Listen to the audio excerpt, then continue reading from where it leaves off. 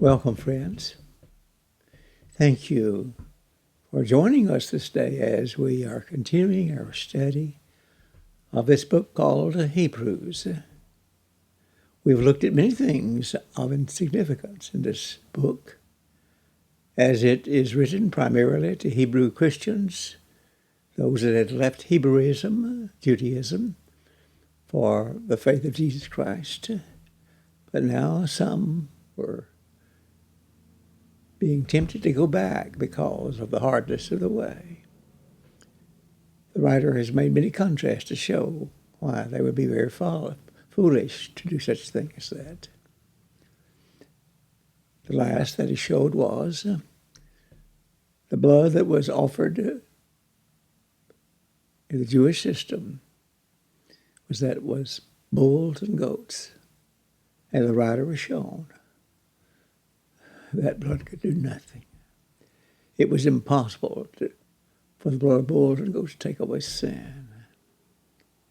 And then he shows the efficacy and the sufficiency of the blood of Christ that is able to cleanse to the uttermost those that draw near unto him, saying he ever liveth to make intercessions for them. And thus he urges them to take heed. He urges them not to forsake the assembling of themselves together, as the custom of some is, but to exhort one another. So much the more as they saw the day approaching, tells them that my righteous one shall live by faith. And if he shrink back, then hath my soul no pleasure in him. But the writer concludes, we are not of them that shrink back unto perdition, but of them that have faith unto the saving of the soul.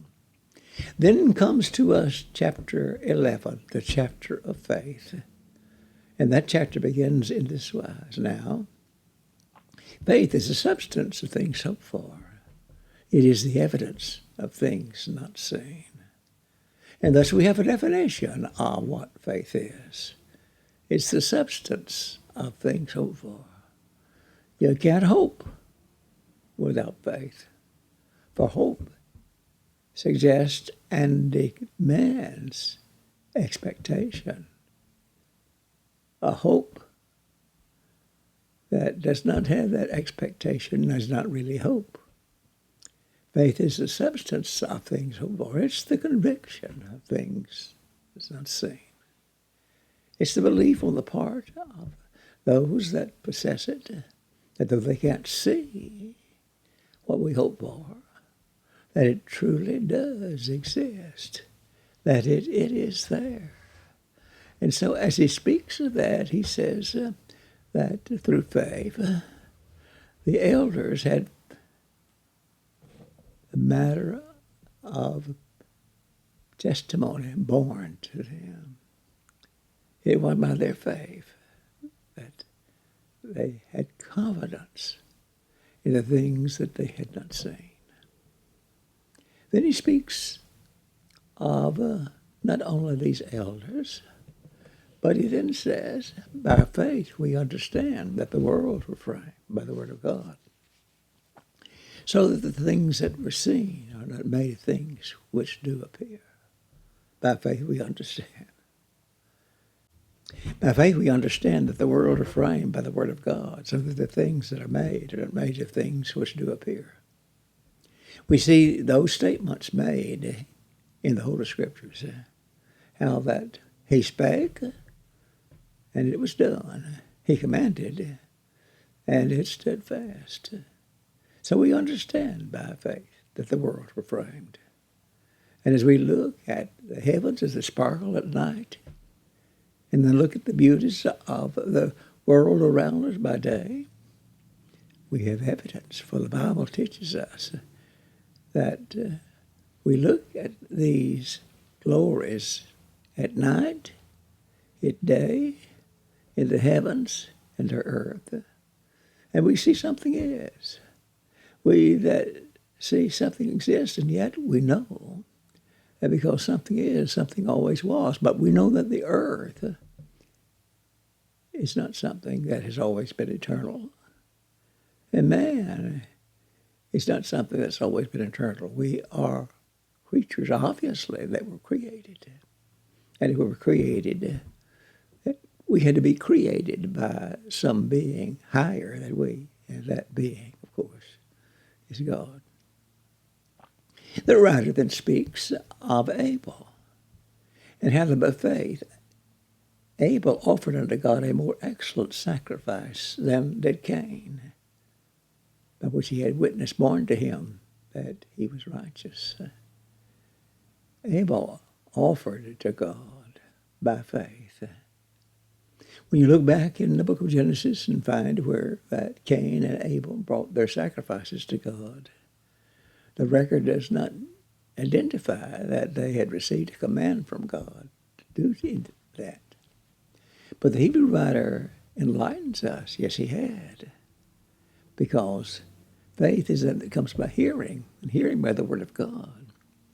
And if they offered a more excellent sacrifice, that is, Abel did, by faith, then God had commanded him what to offer, and to offer a sacrifice.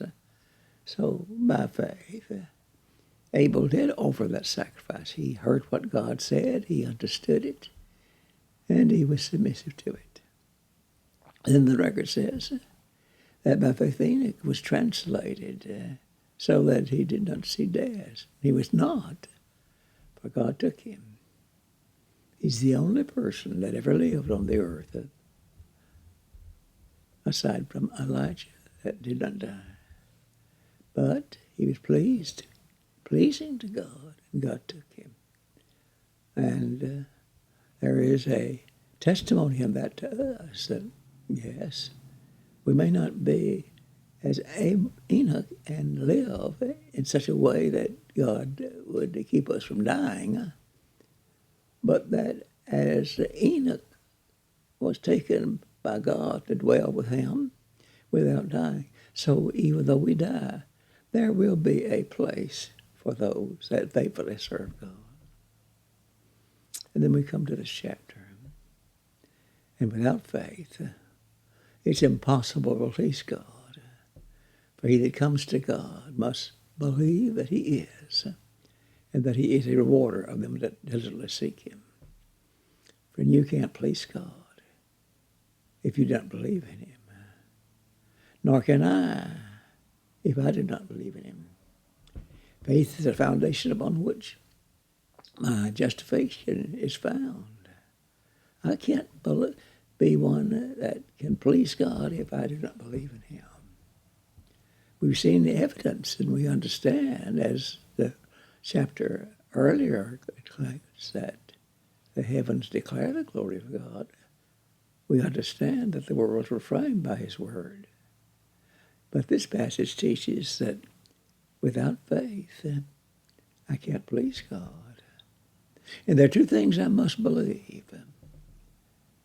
No man can come to God and please him except that one, he believe that God is. I can't please God unless I believe in God.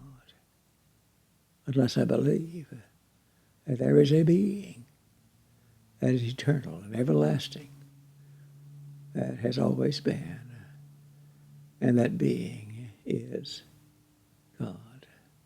But not only must I believe that God is, I must believe that he's a rewarder of those that seek him. There is comfort in that. And there is hope in that. That frail, fragile, weak as I am, still, God has love for me. And he has compassion. And he has mercy. And he has grace. And he had that grace and mercy through the gift that he made for us, the gift of his Son and the blood of his Son. And therefore, I can believe, because God gave his Son to die in my stead, that he is a rewarder of them that diligently seek him. Yes, I cannot please God without faith.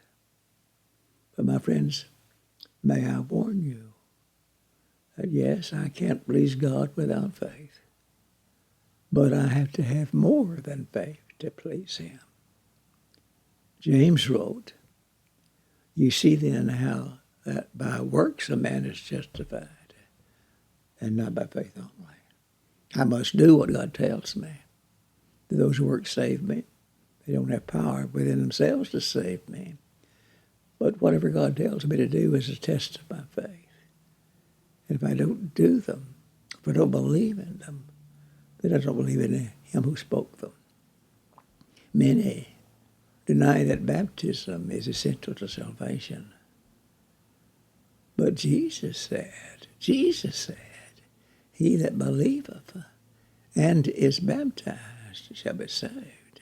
That's what Jesus said. And I can't please God unless I believe in him and his word. Yes, I cannot please God without faith. It's the foundation upon which my life is built. But I can't please God by faith only. So, my friend, believe in God. Love God. And remember that the way you show love